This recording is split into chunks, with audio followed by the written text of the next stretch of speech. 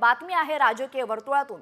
महाराष्ट्राच्या राजकारणामध्ये पुन्हा एकदा भूकंप होण्याची शक्यता वर्तवली जाते, कारण एकनाथ शिंदे मोठा निर्णय घेण्याच्या तयारीत असल्याचं सूचक विधान शिंदेंच्या आमदाराने केलेलं आहे।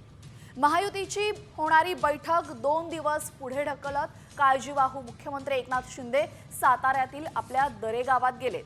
त्यामुळे एकनाथ शिंदे नाराज असल्याच्या चर्चा आहेत। मात्र शिंदेंचे विश्वासू नेते संजय शिरसाट यांनी एकनाथ शिंदे मोठा निर्णय घेण्याच्या तयारीत असल्यानं ते दरेगावी गेला असल्याचं सांगितलंय।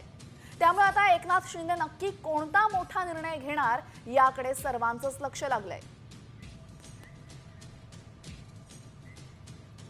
स्पीड ब्रेकर काढला म्हणजे काय, तर सर्वस्वी निर्णय तुम्ही घ्या। एखाद्या गोष्टीला आपण आडून बसलो नाही, मला मुख्यमंत्री पाहिजे असा जो आग्रह किंवा हट्ट आहे ना, तो एकनाथ शिंदे साहेबांनी धरलेला नाही, हे तुम्ही स्पष्टपणे पाहताय।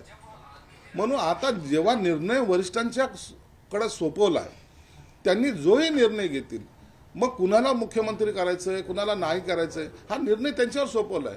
आमचा आग्रह कोणत्याच गोष्टीसाठी नाही। त्याच्यावरती मी बोलणं योग्य नाही, मला बोलायचं नाही, हा त्यांचा अंतर्गत प्रश्न आहे।